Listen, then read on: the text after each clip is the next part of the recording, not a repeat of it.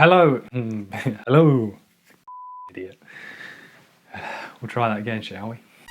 Hello and welcome back to the channel. My name is Sam, a mental performance coach who helps people level up their mental game.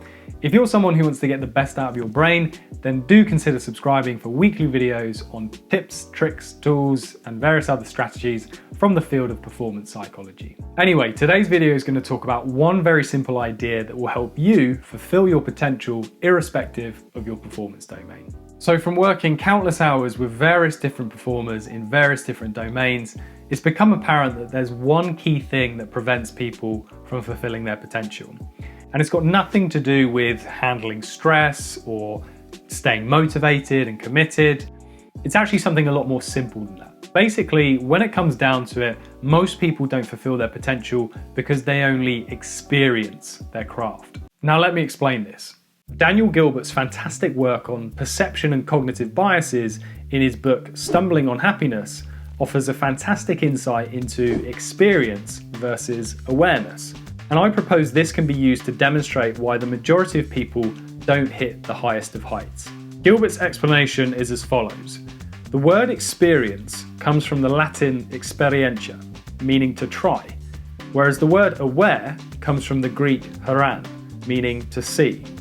Experience implies participation in an event, whereas awareness implies observation of an event. One gives us the sense of being engaged, whereas the other gives us the sense of being cognizant of that engagement. So I argue most people only experience their craft. They rarely take the additional extra steps necessary to become fully aware of it. So let me break this down using an example for you. Think back to when you were in school or university during your last exam period.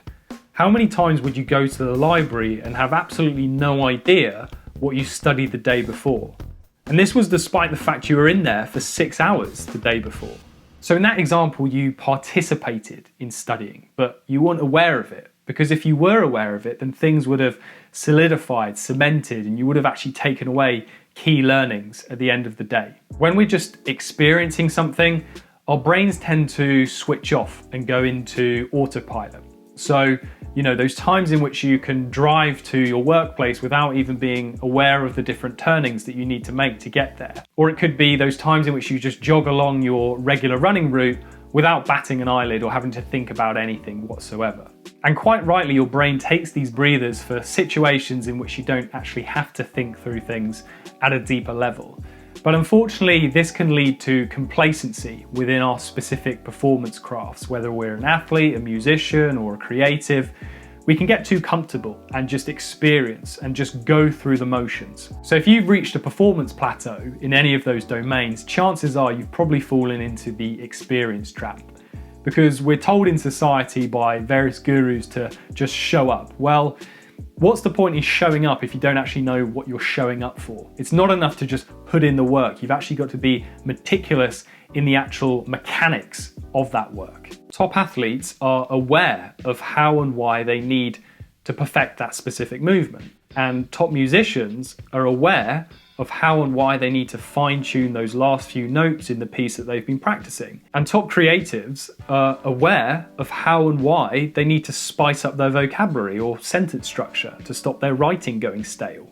Awareness is more difficult than experience. It requires you to be more focused and deliberate, and requires you to enter periods of what's termed deliberate practice, which I have done a previous video on, so do check that out here.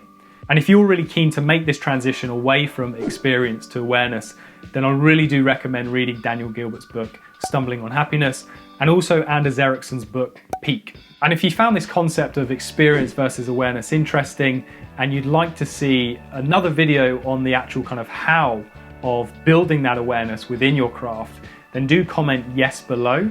And if I get a sufficient level of interest, or in other words, probably about 3 comments, then I'll do a video on that for you. And if you want future videos on anything else to do with leveling up your mental performance, then do hit that subscribe button. Remember to give this one a like, and I will see you in the next video.